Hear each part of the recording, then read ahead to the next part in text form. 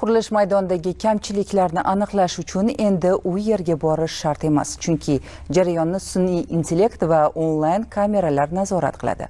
Prezidentimizning tegishli farmoni bilan sohada inson omili kamaytirilib, tizim yanada shaffof ishlamoqda. Mavzuni Xorazmda qurilayotgan Al-Xorazmiy shaharchasi misolida davom ettiramiz.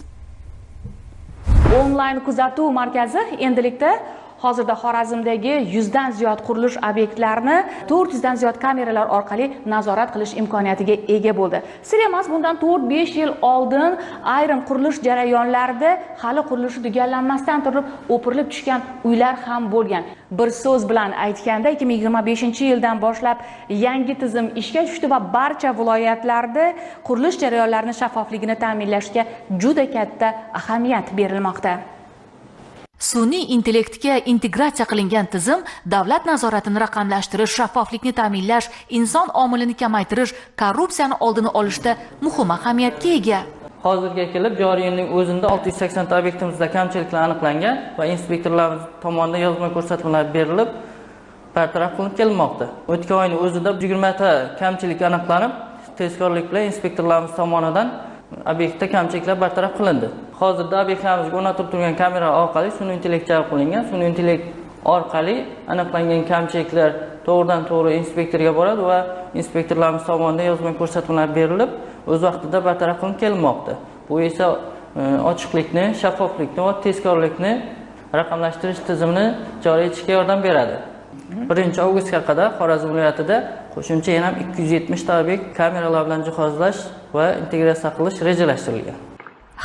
Uylar texnik va ekologik standartlarga mosligi, loyiha talablariga javob berishi kerak. Davlat nazoratini amalga oshirishda mobil bodi kamera va maxsus planshetlardan foydalaniladi. Al-Xorazmiy shaharchasi qurilishi ishlarida viloyat qurilish va uy-joy kommunal xo'jalik sohasida nazorat hududi inspeksiyasi tomonidan olib borilgan tadbirlarda qurilish jarayonlarining har bir jihatiga katta e'tibor qaratiladi.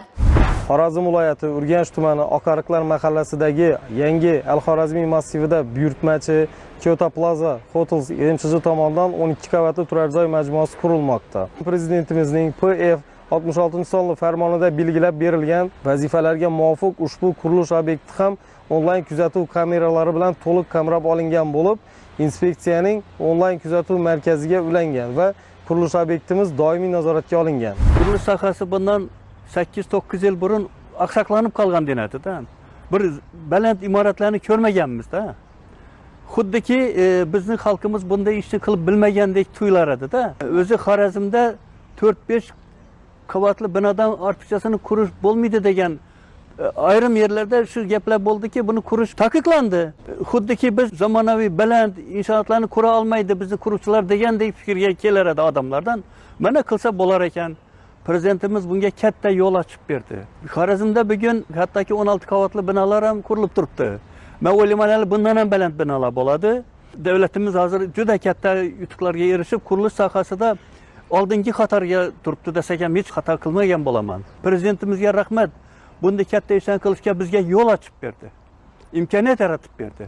Xullas, har bir uy xavfsiz va mustahkam bo'lishi shart. Qurilish sohasidagi islohotlar aynan ana shu boradagi ishlarni yangi bosqichga olib chiqishda muhim ahamiyatga ega.